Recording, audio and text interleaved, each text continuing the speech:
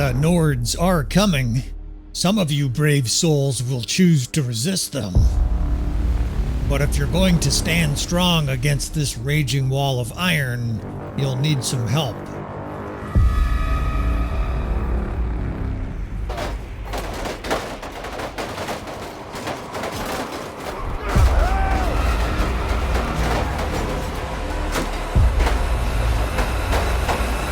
Allow me the honor to be your war advisor and give you tactics for the upcoming battle.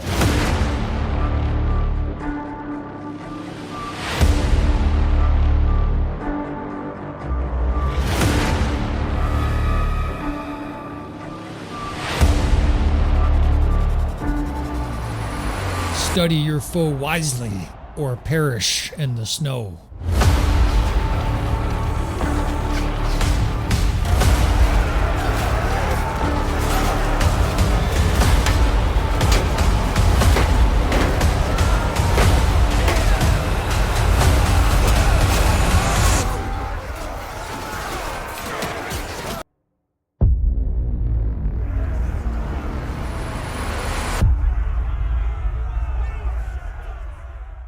Alright friends, welcome back again to another episode of Tactical Enlightenment. Our YouTube channel is dedicated to Bannerlord, and since we're dedicated to Bannerlord and the DLC is nearly upon us, we are going to cover tactics to defending against Nordic raiders. Some people want to play against the Nords when the DLC starts. We'll simulate here a Vlandian campaign where we are attacking a Nordic force that has invaded our territory.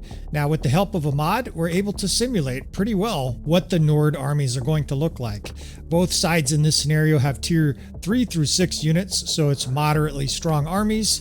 We're slightly outnumbered, and as you can see, the Nords have no cavalry, right? That is how it's going to be in the DLC. If you haven't heard that yet, they won't have any cavalry at all. So it's going to be heavy infantry armies with a smattering of archers. And this is what I would recommend for Vlandia. 45% crossbow, give or take. We'll give the Nords a nice looking sturgeon leader here.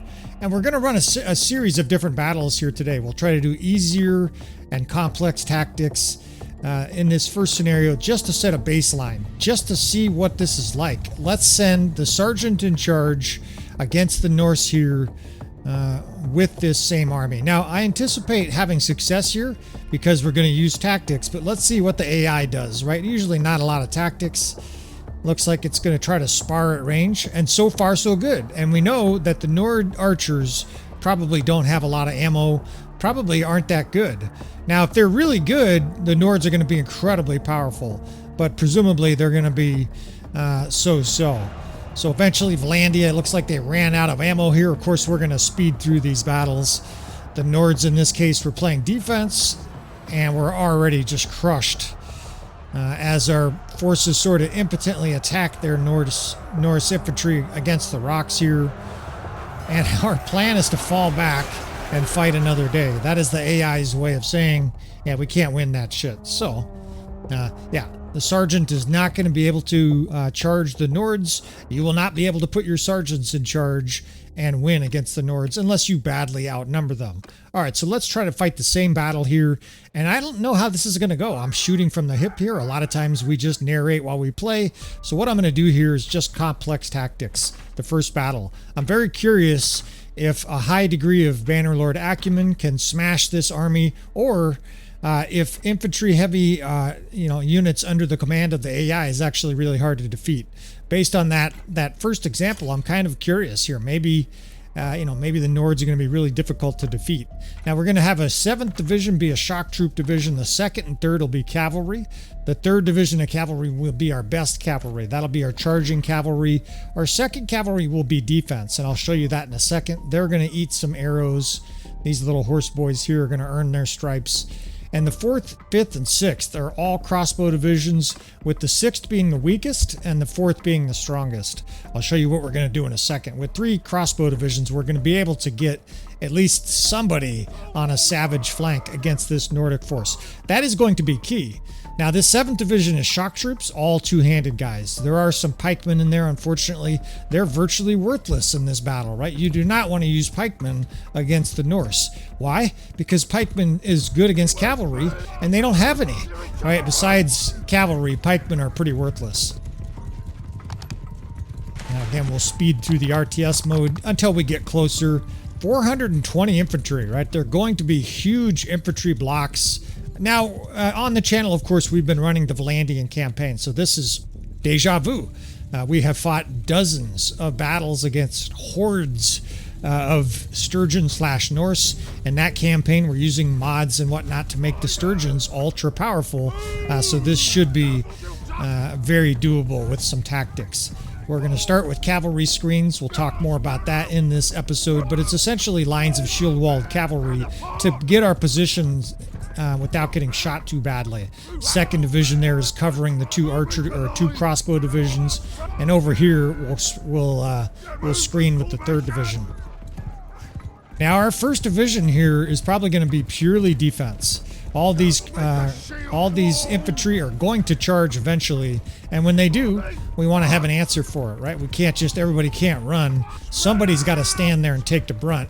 Well, that's going to be our best infantry. It's shielded infantry, so they will do very well in a square. Now, I'm curious what the AI will do here. I'm trying a little drive-by assault, and pretty good, right? The AI scurried to their, oh shit. In fact, we better get out of here before we get pelted with throwing weapons.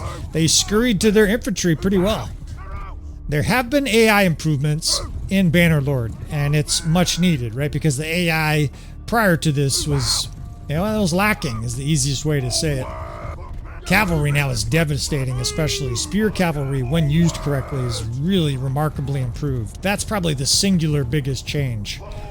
Other changes is units are more accurate with throwing weapons. If you haven't played Bannerlord in a while, 1.3, archers, crossbow, javelin guys are deadly now. They were already dangerous, now they're absolutely lethal. You better hold your shield up or you're going to get killed. Now, we've got them in a good bind here, right? I've got this 4th Division of crossbow moving to their weak flank, and we're going to put these guys right in the face of the Nords. One of the big disadvantages the Nords are obviously going to have is no ability to pursue you, right? They can't run you down until they get mercenaries or start to amalgamate and assimilate other troops into their kingdom. They're going to be highly susceptible to this type of attack. We now have 3 different crossbow divisions, basically 3 different angles, so they can't defend against it all. Now that they're starting to show some aggression, we swing into our other plan, right? We're going to square the infantry right in front of them, basically say, there you go, eat those shields. This 2nd and 3rd Division of cavalry we're going to send behind the enemy, because eventually they're going to charge. They'll be part of basically a weak, sort of ineffectual hammer and anvil. Hammer and anvil doesn't work terrific in Bannerlord. We talk about it all the time. All right, so the 3 different crossbow divisions are all clear. The weakest division is actually behind them, and even though we're eating a lot of javelins here on that left side, the cavalry's now behind. Look at all the throwing axes. The 2 cav divisions can now start charging because they're behind the enemy. The shock troop division, which I didn't really talk about, they're here to charge as well. It's one more, division trying to kill the enemy. The square is right in front of the enemy, and so they have no choice but to either attack it or go past it. And now we can hammer and anvil with our cavalry, and we're not just winning here, we're smashing the enemy. Now, what I like about this is it shows the necessity of tactics. The AI was utterly destroyed in this situation, so the players out there that are picking up their copy of the DLC, and they're like, all right, F1, F3, you're going to get obliterated. We already saw in the first battle they had no chance. With tactics, though, we're able to easily dispatch this Norse force. They're starting to get separated. We can also start charging with the crossbow. And that square did its job, right? Again, squares and having a defensive unit are so key to success in Bannerlord, and it was successful for this battle, too. Now, this is way more than a lot of players can do. There was like 15 or 20 different tactical maneuvers, all in one, 6, 7, 8-minute blur.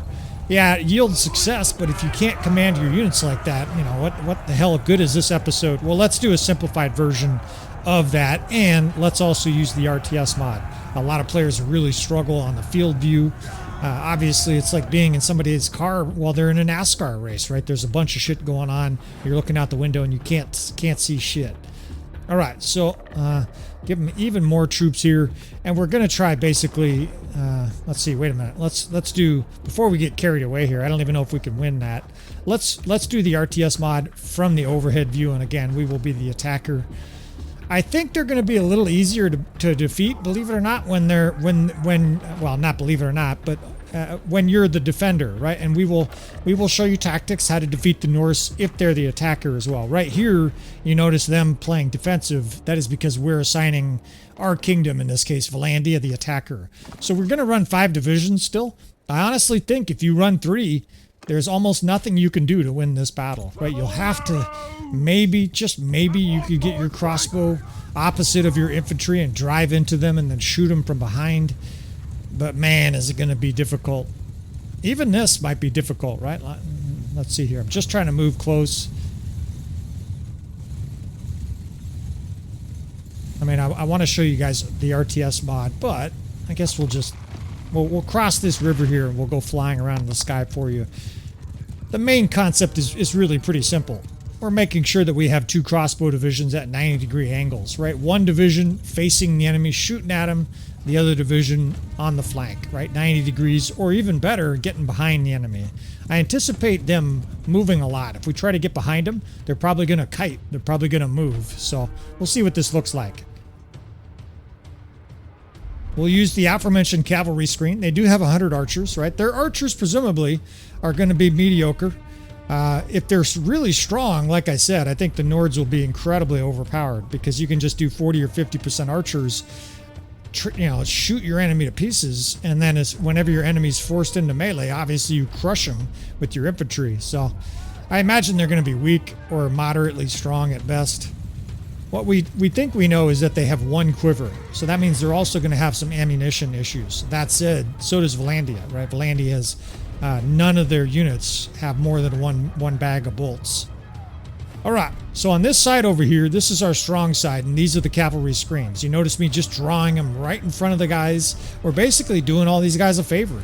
The cavalry are eating all the enemy shots. Meanwhile, our crossbow can move into position. We've got 1 division holding down the center, shooting at them. That way, if they do rotate, they get shot a lot, and we're going to rotate all the way to the enemy's left flank, our right flank. Our cav down here is eating shots. Now we're going to do a magic screen as well. I'll describe it. It's really a fancy term for obscuring and then screening our crossbow as they run up. We're going to run up, have these guys charge and or fire, and then at the same time, you move the cavalry out of their way. I mean, I know it seems really fancy, but that's really all you're doing.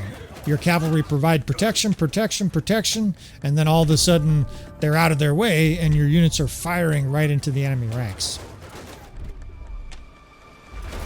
Now this infantry, I'm trying to keep it at an angle in case their infantry charges it. If their infantry charges it, that's the best case scenario for us because then our crossbow will be behind them.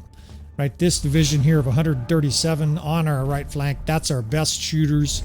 And they're still holding fire, right? I want to hold fire there. I need those guys to do maximum damage.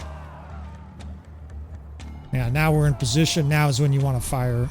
And this cav division, again, you just want to rotate these cav divisions to the enemy's left. The reason you're doing that, and we have to charge here, these guys can't quite see. The reason you're doing that is you're trying to spin the enemy like a top. And unfortunately, they're doing about the best thing they could do. They're kiting into the river. Our infantry's taking a shit ton of javelins too. Man, it's actually good tactics, right? They're doing everything they can to avoid being shot here. They're turning their shields again. Excellent. Like, your thumbs up. And look at the death span. They just melted our infantry with javelins and throwing axes. I mean, I don't know if we can win this. I might have botched it, or more accurately, the Nords are just tough to beat. AI is doing an admirable job of basically rotating to the greatest threat. I mean, these are our biggest threat, our crossbow, and the AI rotated beautifully to face it with shields. Look at that thing. It's like a big blue organism centipede out there trying to survive. God, are we in for it when there's generative AI in games? We're all just going to be weeping. Ask the chess players how that works. All right, so we're still ahead and we're doing major damage. Now, it doesn't show the death spam for guys that are injured. We're going to have to charge. We're out of crossbow bolts. So we're going to charge with the strongest units first, right? In this case, the 3rd Division of Cavalry and the 4th Crossbow. When they come to heavy blows, that's when we can bring in the reserve units here, right? These weak 2nd Cavalry and the really weak 5th Archers can come up and join the fray. And it's going to be a tight affair. We're fighting, you know, the best infantry in the game. And we just hope that we did enough damage, because look at that death spam. Man, that's rough. We'll speed through this. It does look like it's going to be down to the wire.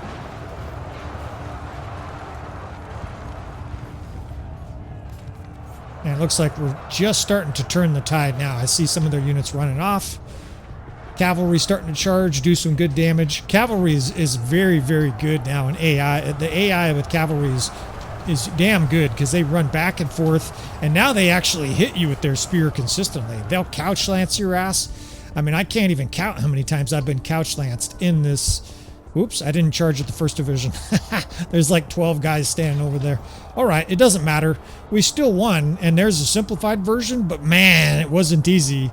Defeating the Nords when they're playing defensive is going to be a challenge. So hopefully that gives you a little bit of a guidebook for it. I don't know. We'll probably be able to improve on that, of course, the more we practice. All right, now let's do some defensive tactics where they are coming at us, right? We're outnumbered by 20% now, give or take. I guess it's 16% for you math nerds. And we'll just try a random landscape here.